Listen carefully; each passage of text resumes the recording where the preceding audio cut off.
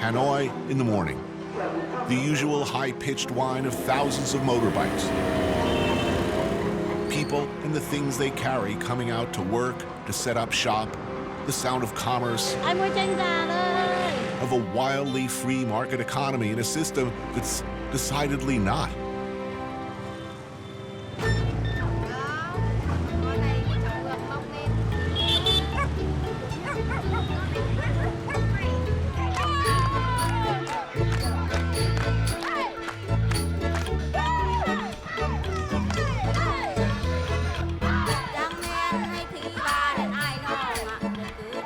When I first came here, it was Tai Chi at dawn.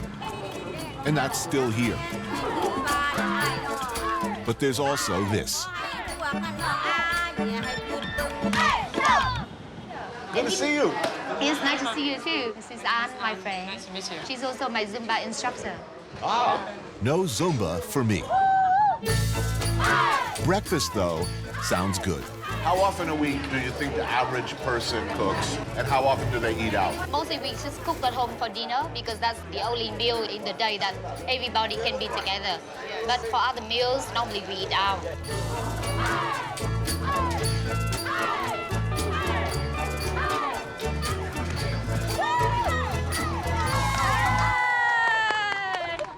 I meet my old friend Ha on the edge of the Old Quarter, a place known as Cussing Noodles. This is my favorite restaurant. This place? Yes. The name comes from the owner, this lady, known for the free and frank way she communicates with her customers. I hear she yells at people. Yes. Đứng đấy làm gì lóng lắm. Mà gọi cái gì gọi nhanh lên, gọi lâu thế. Sao lại bún lưỡi với mọc. Nhưng mà nhà chị không có mọc. Em thích mọc em ra ngoài chợ đầy mọc. If you go to her counter and order something, and then if you indecisive, like, oh, can I have these? Oh, no, maybe I have these instead. What? She's like, I don't have lots of time for you, so just get out here. Really? Yeah. Thôi tốt nhất là đi về nhà nấu lấy ăn nhá. Ở đây không nấu. Đi luôn. And what's the specialty of the house here? Bún chân giò. Chân giò means pig knuckles. Pig knuckles. We know that's going to be good. You put up with the abuse for this glorious, steaming bowl of rice noodles with spicy chilies, a rich, hearty, porky broth with pig's knuckle and snout. It's the only item on the menu, and it's good. You know taro? Yes. So this is the stem of the taro plant. And to prepare this, you have to be very careful because if you don't do it right, then you get Toxic. itchy mouth. No, Right. no, not toxic. You won't die from it, but it makes your mouth really itchy. So Interesting.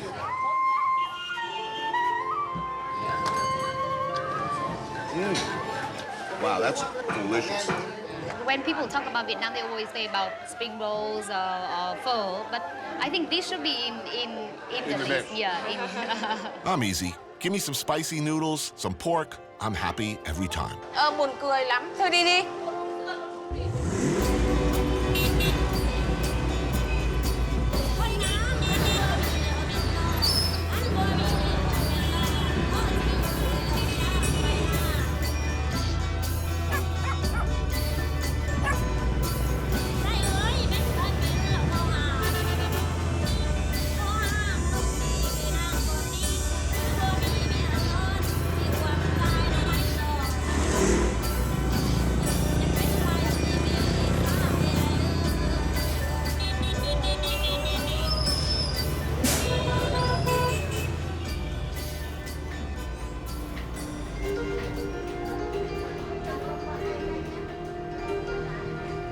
It's a maze of narrow streets and alleyways behind the old French cathedral.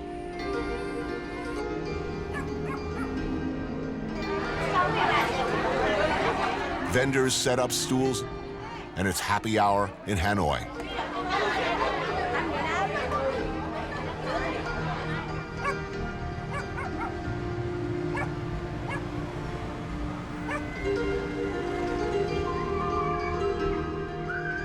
Every doorway, every window, a little slice of life.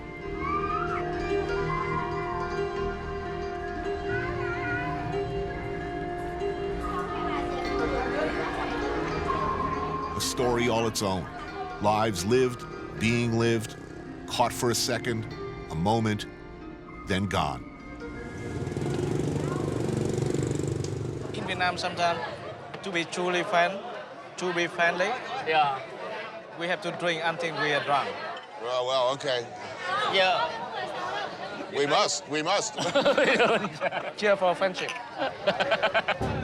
Linh Dinh, my oldest friend in Vietnam from the very beginning. Many happy memories, my friend. We've been to Saigon, Can Tho, Nha Trang.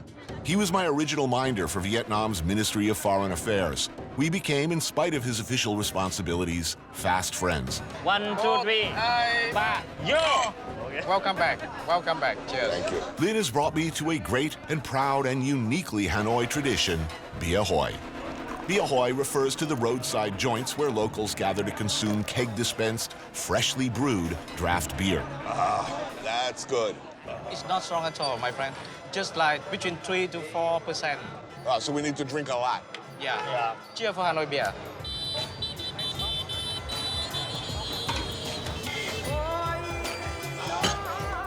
It was something luxurious 30 years Yeah. ago. Right. And now it's for everyone. Yeah. It's not expensive. Right. 10,000 dong. So that's 40 cents. 40, 45 cents. 45 cents a beer. Yeah. I'll have another.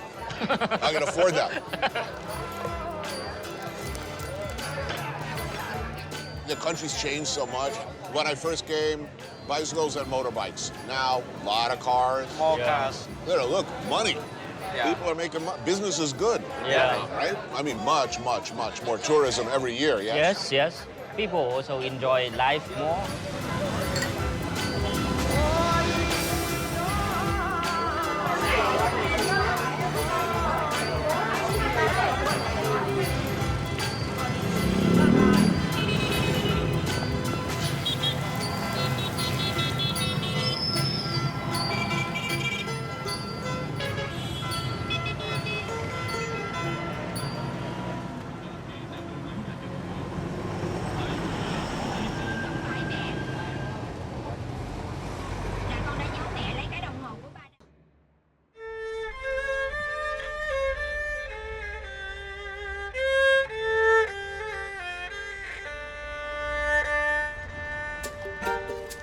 Morning in Chengdu, and my restless pilgrim friend is up early. Always a seeker, checking out the sights, sucking up knowledge, nibbling at the edges of celebrity. Due no doubt to the fact that most of these people think he's Richard Gere. Me, I don't need the glitter or the recognition. And screw wisdom. Give me some damn noodles. Now, you know that's good. Come on. I don't even have to taste that. Just look at it. Now, get in my mouth.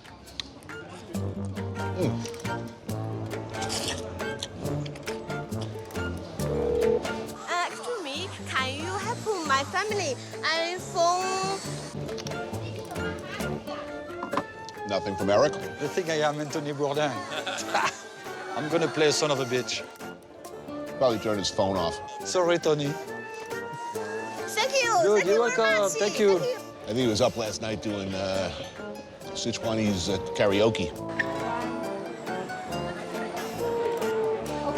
Good, thank you. Thank you. He could be, I don't know, riding the porcelain bus, as they say. This is very sweet and sticky, but I like it a lot. I don't even know what I'm eating, but why not? Spicy, oof. Thank you. I just know this soup is awesome. I could rule the world after this. Still no word from Eric.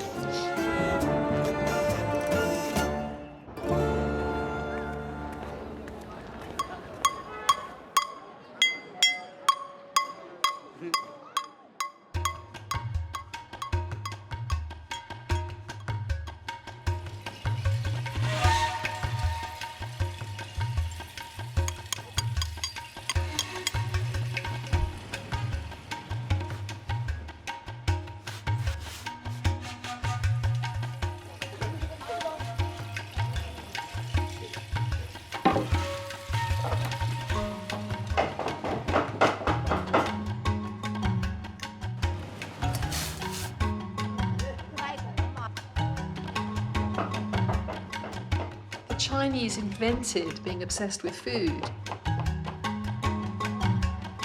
They invented, you know, being obsessed with the provenance of ingredients, with going to a particular place for a particular dish. Right. So they've had that tradition for at least 800 years.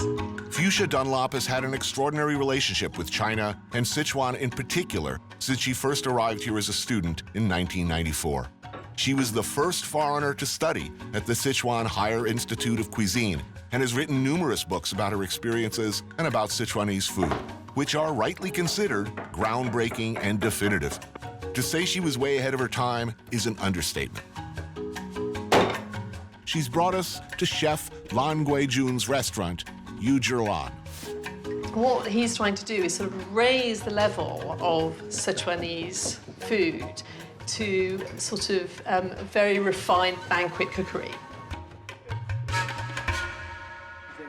Is what he's doing unusual for Chengdu, for China? It's really unusual, because I think in the West, we're sort of very used to the idea of the celebrity chef and the individual chef as artist. But in China, people traditionally look down on chefs. So this is quite a new thing. There are very few chefs who really like the creative vision behind the food and doing the work in the kitchen. The meal begins. A large array of cold dishes are laid out. Delicate flavors like lily buds scented with rose petals are presented alongside more assertive tastes like thinly sliced braised beef shank with chili oil, tea tree mushrooms blanched and lightly stir-fried with Chinese stem lettuce. And you suggest starting with the lily buds? Yeah, I would start with the lily buds because they're nice and mild, yeah. It's a nice texture. Yeah. Those mushrooms are amazing. Yeah, I love these cashew nuts. Also prawns served cold with handmade noodles dressed with natural vegetable extracts. So you've probably been having all kinds of amazing Sichuanese flavors, because Sichuan is not just about chili and Sichuan pepper, it's about fuhe, complex, layered flavors, like French sauces. Yes. And there's one of them called guaiwei, strange flavor. Strange flavor. Yeah, because it's a mixture of sweet, sour, salty, spicy, numbing, and nutty all together. And this is strange flavor noodles. So it's just like a real traditional Sichuan dish, but done in a very refined way. Then some soup, a rich, slow-simmered chicken and pork stock. A raft of chopped meat floats on top to clarify the broth. A small bundle of impossibly thin hand-cut noodles made with duck egg yolks, a Western Sichuan specialty. 先闻一下香，再喝点汤， Okay. 在嘴里涮一下，吞下去，鼻孔出气。 Okay, so you're saying first have a smell of this, and then a taste of the broth.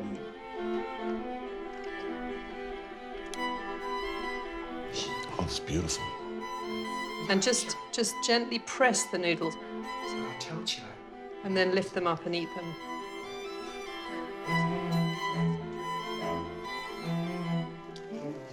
No, very refined. You know, some of these dishes, the character is very similar to what you get on the street, but it's just done so beautifully. Well, we were talking the other day that so many of the dishes we were eating in the restaurant started out, these were not invented by chefs or even cooks. They were invented by farmers and hungry people. I mean, and that's certainly the story of much of French cooking. I mean, correct me if I'm wrong. For sure. But when you can achieve refinement and you keep the soul food in a process, you don't have only pretty food, you have amazing food. Ah, beautiful. This is a really amazing dish. I especially requested this dish, which is one of his specialities. So it's sea cucumber from Dalian off the northeastern coast. So that's a very expensive, rarefied banquet ingredient. But it's done with a typical Sichuanese sour and hot dressing or sour and hot seasonings. Like on the street, you'd get just these seasonings with slippery sweet potato noodles and a load of offal. Right. This is a banquet version. Ah. Yeah.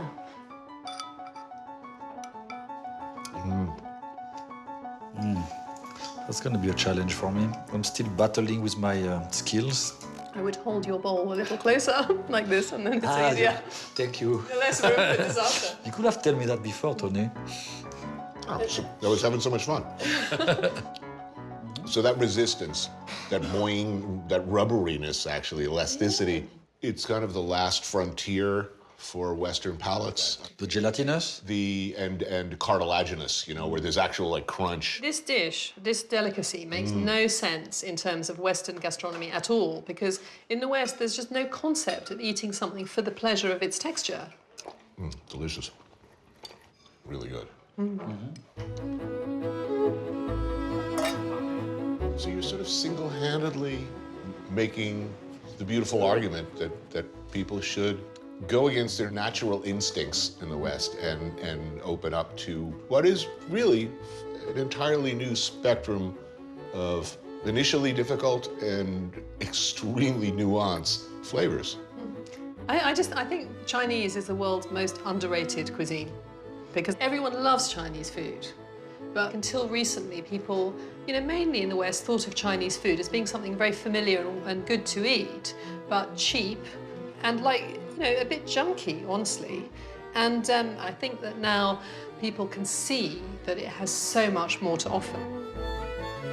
It's got everything from the most elevated banquet food, imperial cooking, hearty peasant food, street food, Buddhist vegetarian cooking, Muslim cooking, ethnic minorities with their own styles. So it's really what you can call a gastronomic culture.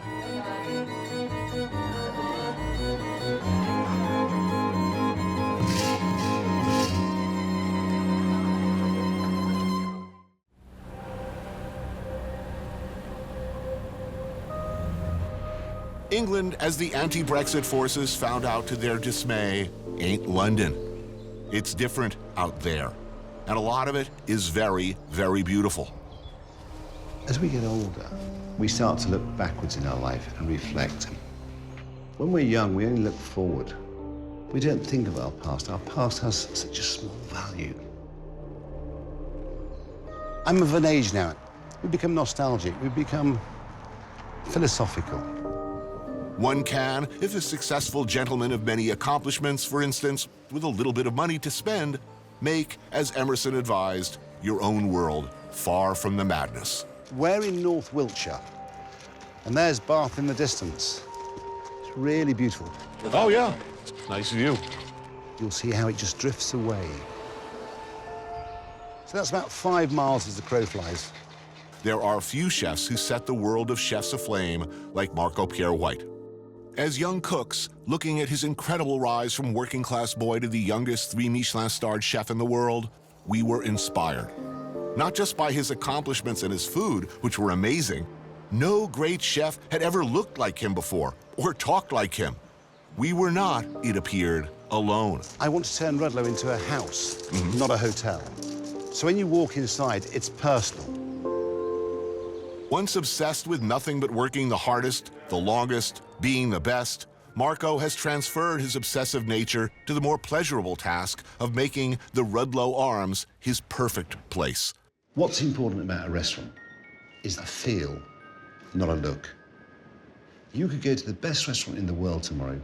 It could serve the best food, but if you don't feel comfortable within that environment, you'll never enjoy it. Inside is as much a project as the grounds. Every detail. Then you can be yourself. Number 1, environment. Number 2, service. Number 3, food. A pan-roasted filet of beef with escargot. Whoa.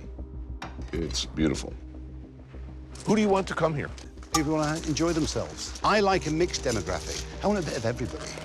I don't want to just target one market. Food should be affordable. Very, very good. Has your food always reflected your aspirations and dreams rather than where you came from? I was born and bred on the outskirts of Leeds on a project housing estate. Even though I was born into very humble beginnings, I used to cross my road, walk over the golf course, and there I was on the Harewood estate, designed by the great Capability Brown, the stately home of the Earl of Harwood. That was my playground. I was fascinated by the countryside. I loved the rivers, the streams, the brooks, the fields, the woods, what was within them. That's what captured me. It was a dream. That was my escapism. My mother died when I was 6. Mother Nature, she became my surrogate mother. And so therefore, I had this amazing love affair with nature. But look, once you go into a high-end restaurant, you're about as far from nature as you can be. I mean, it's hard to rise up the ranks of a good fine dining restaurant, particularly in the time that you came up. Shit was not easy. Everybody in the kitchen that I started in came from a housing project. They were working class, they were tough, they were hard, really hard. The flip side of that coin was nature. It was all those beautiful ingredients, that beautiful contradiction.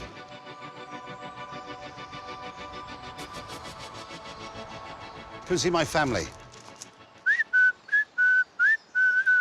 Piggies! Come on, piggy, piggy, piggies! Holy crap. Come on, piggies! Piggies! What you think? They seem very well groomed. They're beautiful. Don't eat. Those are genes, not food. They give you love bites, trust me. Piggies! What do you think of all our friends from America? Yeah. Now, what breed of pig is it? These are Oxford Sandy and Black. They're a traditional Wiltshire pig. In 4 months, this is how big they've got. Wow. They remember your voice and your smell. They're really, really affectionate.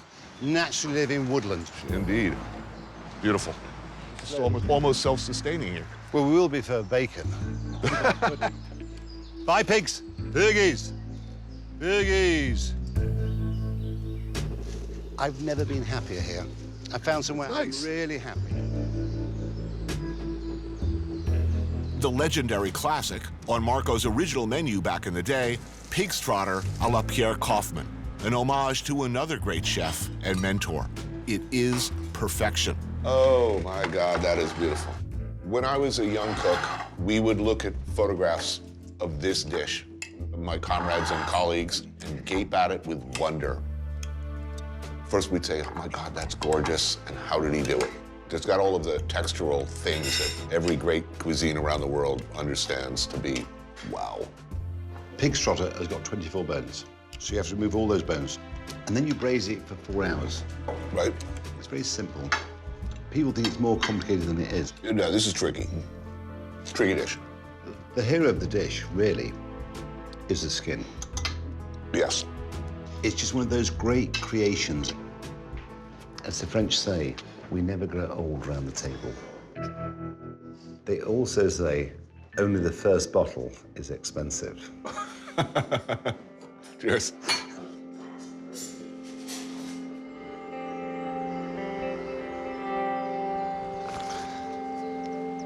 So this is my big project I'm working on. Because I've fallen in love with this little part of England. I put myself out to graze, I suppose, Anthony. I've retired. And I like doing what I do here. I mean, if I look at the amount of nature we have here now, since we've done what we've done, it is enormous compared to what we had. Right. You know, I like seeing the increase of songbirds, the hens with their young chicks, the geese. They're my... Fabulous, aren't they? Amazing. They're nuts.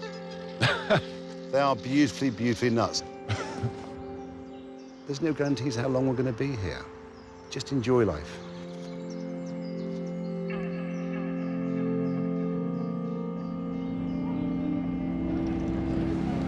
The mood in London is like a collective nervous breakdown. Drinking seems appropriate. But first, a proper base must be established. Some food. All right. You have saltfish callaloo, right? I'll have some of that, and a vegetable patty. Saltfish, I think I'll have one of those. And the mutton would be good. This is what happens when I come off tour. Straight here, stuff my face, then half a Guinness, and then the night's good, you know. Jamie Hintz is half the creative alliance that makes up the band The Kills. Maybe you know them from such shows as this one. And this, Peppers and Spice in Islington, is his favorite local joint for Caribbean food. I'm enjoying your currency lately. It's suddenly become very affordable since yesterday. I know. You know, Britain, we've got a long history of taking back control of our country, you know, getting in the driving seat again. And then we get in there and we just let the handbrake off, and that's it, you know. Thank you so much. I'm insanely hungry. I'm very excited about this. Yeah, Everything's good. The best Jamaican this side of Ocho Rios. God damn, that's tasty. I spent so much time hanging out with people where you just eat really posh gourmet food. When I come off tour, I start salivating when I'm on Essex Road. It is a shame they don't have a bar here, though. Right. You have to drink a lot, don't you? I know. It's in my job as well. It's hard like people don't think about that, you know? Right. How much I have to drink. Bastard. Just to do this. I mean, you should be more sensitive to that. They should be. It's been one of the nastiest campaigns. So much lying, so much dissembling. Catastrophe. So far, the reaction has been, well, chaos. So, yesterday, Prime Minister resigned. Yeah. England leaving the European Union. Honestly, it kind of makes me feel like I don't believe in democracy anymore. How quickly the pound is reacting to political news. Entering a very dark, dangerous period. Politics where things are decided by people. People were talking about it's just dumb having a central government in Brussels. We've got nothing in common with people from Romania and Bulgaria. So we haven't got anything in common with people from Sunderland or Wales, you know? It's like they haven't got anything in common with people from London. Why don't some old people in Great Yarmouth get them to decide the budget? You give, like, the foreign policy, get the people from Sunderland to decide that. London's a lot different from the rest of the country. Right. It's wealthier, for a start. It's way more cosmopolitan. I mean, people complain about it all the time, between the people that are struggling and the people that are doing well. But it really shone a light on is how divided the country is. People don't just look at it as a financial thing. It's an issue of cultural identity. European citizens who have lived here for 10, 15 years, for the first time ever, been the victims of racial abuse. Are you evil? British drinking patterns seem to be driven by the fact that pubs close at, what, midnight? Yeah. I noticed as we approach last call, people start, like, doubling up. The drinking starts to accelerate in a mad panic. Load as many in. Do you think if you extended drinking hours that it would improve behavior or make it worse? I mean, let's face it, your countrymen have a bad reputation as far as drinking. Sensible drinking. Do you think that's a function of Whatever.